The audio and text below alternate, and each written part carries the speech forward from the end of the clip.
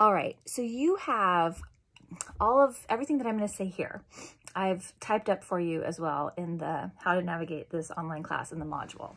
But sometimes it's nice, right, to read it and then to get it presented in this format too, in this kind of video format. So I just want to talk over with you kind of how to work through the class, how to do the lectures, how to look at the readings. So you could approach the readings a few different ways. You might want to, so for instance, first chapter is looking at Native American women, both before their contact with Europeans and after their contact with Europeans. So what you might want to do is you might want to get that first chapter, read through it. Then get on Canvas, open up the lecture module, and then go through the lecture. And this is what I would, it's the same thing I would present to you if we're meeting face-to-face. I've gone through and I've typed out what I would say if we're meeting together. I found the pictures that I wanted to show you.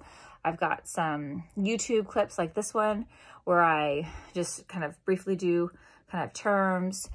So that's one way you could do the reading. Look at the reading first, then look at the lecture. What I would probably suggest to do instead, though, is open up the lecture. At the start of every lecture, I've given you an outline of what you're going to find in that lecture. What I would suggest you do, if you still take notes with pencil and paper like I do, your brain actually remembers it better if you write it. So what I was just doing is getting out a pencil and piece of paper, writing down that outline. You could either write it all down at once, or you could write down the first part of that line, then read that part of the lecture online, look at any video clips I have in there, any images, and then just take some notes from what you read, right? Explain it to somebody. Really, you're explaining it to yourself, right? But in your own words, what did you just learn? This is what you'd be doing if we were meeting face-to-face. And we aren't meeting face-to-face, obviously, but the way the information, the material that's being conveyed is the same material, right? So again, you can learn that material. You're gonna have to shift it a little bit, but you can learn it in a similar way.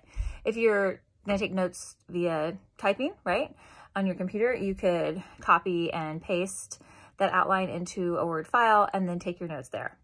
Now, again, if you have your textbook next to you while you're looking at the computer and you've got that outline, as you're reading what I have written there, and as you're looking at the images, watching the video clips, you can kind of put it up against what you're reading. Sometimes the textbook's going to have more than we're going to talk about in class.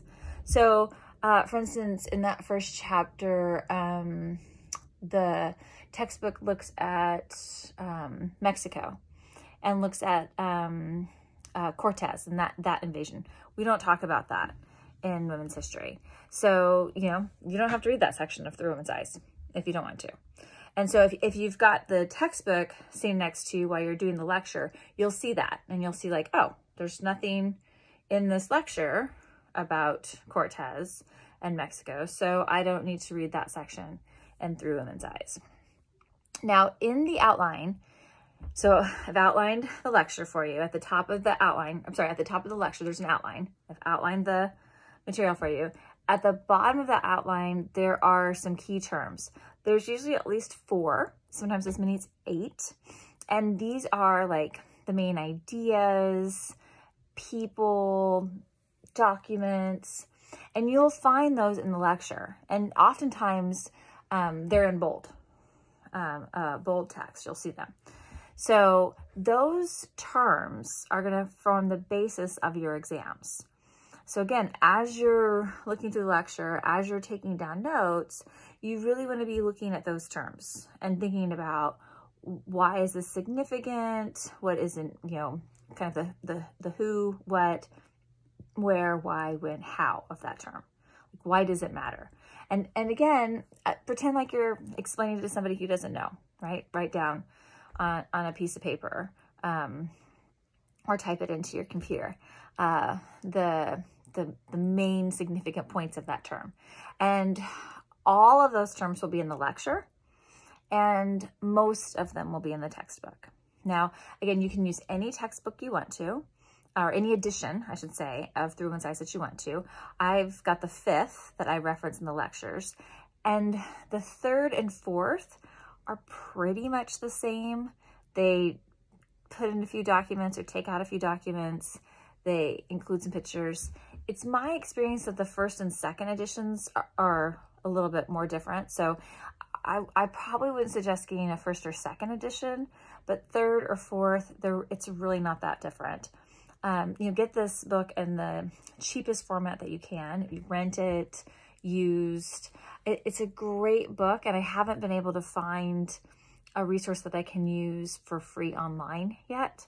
So until I do, we're going to use this book because it's written by top-notch women's historians, and it's got lots of primary sources in it and good explanation. So, okay, so to recap, you can, when you do the reading, you could read the chapter beforehand, open up the lecture, look through the lecture, or you could open up your book, open up the lecture, and kind of do them both simultaneously. The main thing you want to do with that lecture, though, and this is really the backbone of the class, is every lecture has an outline, and at the bottom of that outline there are key terms. And those key terms are the basis of your exams. You have 3 exams. I'm going to give you a study guide at least 2 weeks before the exam, and then the exam will post, and then you'll have 1 full week to complete the exam. And you can open it, you can close it, you can use your notes, you can use the textbook. And so this is, again, why I would suggest you start taking notes right from the get-go, because then if you're taking notes while you're working through the lecture and while you're doing your reading, you're using that outline and those key terms as your guide. When that exam comes and it's based entirely on those key terms, you kind of already have all the answers there for you. It's just a matter of kind of putting them together. The exams are entirely made up of short answers and short essays. So if you've kind of done that prep work before, you're going to be all set when that exam comes up. Okay, I think I've hit the main points that I wanted to convey to you with reading and lecture writing. If you have any questions in this module, there's also a questions discussion board where you can just post kind of general questions about the class. So put those there, and really don't be shy about doing that, because if you have a question, somebody else does too, and you're actually kind of helping me out, because then you post your question in there, I answer it, and somebody else can see it, and they probably have the same question. So that way I'm not responding to several emails with the same question, and you're just helping each other even more. Now the other book you want to be sure and get is the Harriet Tubman book, and I put a reminder of that in the syllabus. You need to start reading that as soon as you can and start getting that reading done. I also have a module that's devoted entirely to that essay to help you feel prepared and confident in writing up that those 2 assignments. Okay, I hope you're doing well. If you've got any questions, again, put those in the discussion board, send me an email. I'm happy to help. Take care.